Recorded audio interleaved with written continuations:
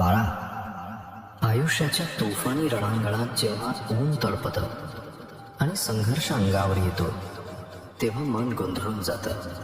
वाटतं ही भिंत पारच होणार नाही, हे डोंगर हालणार नाहीत. पण हे लक्षात ठेव, श्री स्वामी समर्थ आपली कठीणतम परीक्षा त्यांच्याच सर्वाधिक समर्थ शूराला देतात.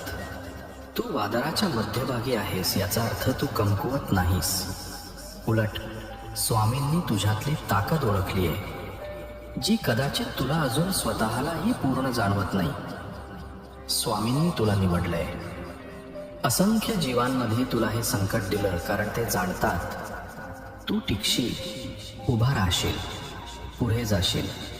त्यांनी तुला श्रद्धेची ढाल, चिकाटीची तलवार आणि न तुटणारा आत्मा दिलाय. तू ज्या ज्या परीक्षेतून जातोयस, ज्या ज्या अडचणीत अडखळतोयस, ते सगळं तुझ्या आत्म्याला धार लावतंय, तुला अजून मोठ्या ध्येयासाठी तयार करतंय. इतिहासातल्या पराक्रमींचा विचार कर, ज्यांनी अशक्य वाटणारी पायरी चढली. त्यांची किमया त्यांच्या बळात नव्हती, ती त्यांच्या अचल श्रद्धेत होती. तुझं सामर्थ्यही तसंच, स्वामी समर्थांवर टेकलेल्या विश्वासात. हा लढा फक्त तुझा नाही, तो स्वामींचा युद्ध आहे आणि त्यांच्या युद्धात पराभव नसतो. जेव्हा शंका कानाशी कुजबुजते तेव्हा विश्वासावर उभा राहा. जेव्हा विरोधक वार करतो तेव्हा आठव, स्वामी तुझ्या प्रत्येक पावलावर आहेत. तेच तुझी ढाल, तेच तुझी तलवार, तेच तुझा आसरा. युद्ध पेटलेलं असलं तरी विजयाचं फरमान आधीच निघालेलं असतं, स्वामींच्या कृपेने. डोकं वर करून उभा राहा, स्वामींचा योद्धा. तुझ्या जखमा पराभवाची खून नाही, त्या जगण्याच्या, लढण्याच्या, उभं राहण्याच्या साक्ष आहेत. लढत राहा, प्रार्थना करत राहा, विश्वास ठेवत राहा. तू घेतलेली प्रत्येक टक्कर तुला स्वामींनी आखून दिलेल्या मोठ्या कार्याजवळ नेते. लक्षात ठेव, तू फक्त योद्धा नाहीस, तू त्यांच्या निवडीचा योद्धा आहेस आणि स्वामींच्या सोबत विजय अटळ असतो. या वाटेवर चालताना प्रत्येक परीक्षा तुला परिष्कृत करते. जसं सोने अग्नीमध्ये शुद्ध होतं, तसंच स्वामी तुझ्या संघर्षांच्या तापानं तुझ्यातील उत्तम गुण उजळवतायत. ही शिक्षा नाही, तयारी आहे. उचल होण्याआधी तयारी होते. वर नेताना तुझं चारित्र्य त्या उंचीची जबाबदारी पेलू शकेल याची खात्री स्वामी करतात. दऱ्याखोऱ्यात श्रद्धा कसोटीला लागते. सगळं सुरळीत असेल तर विश्वास ठेवणं सोपं असतं, पण अंधार दाटला की खरी श्रद्धा जन्माला येते. मार्ग नाही असं वाटतं, खांद्यांवर जगाचं ओझं आहे असं भासतं.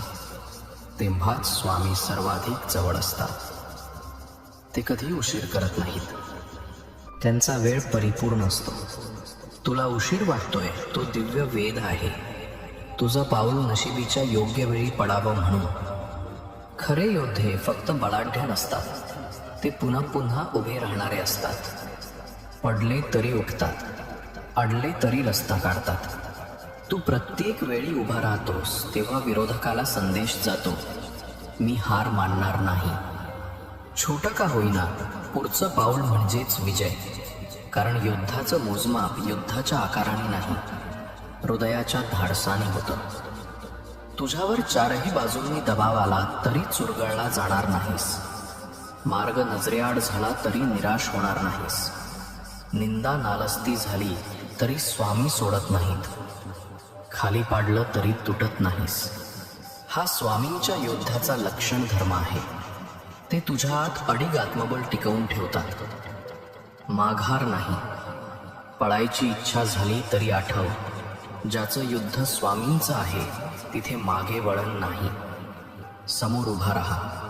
समुद्र फोडणारे, सिंहाचे तोंड बंद करणारे, मृत्यूवर मात करवणारे तेच श्री स्वामी समर्थ आज तुझ्यासाठी लढत आहेत.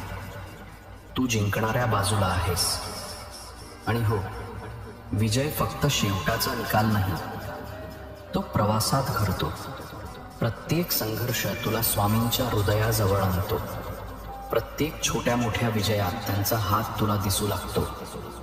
तू पराभवासाठी जन्मलेला नाहीस, तू उन्नतीसाठी घडलाय.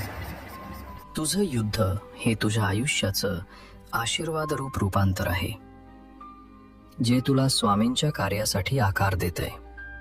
म्हणून या धगधगत्या रणांगणाच्या मध्यभागी उभा राहून हे जाणून घे, तू फक्त तग धरत नाहीयेस, तू उमलत आहेस.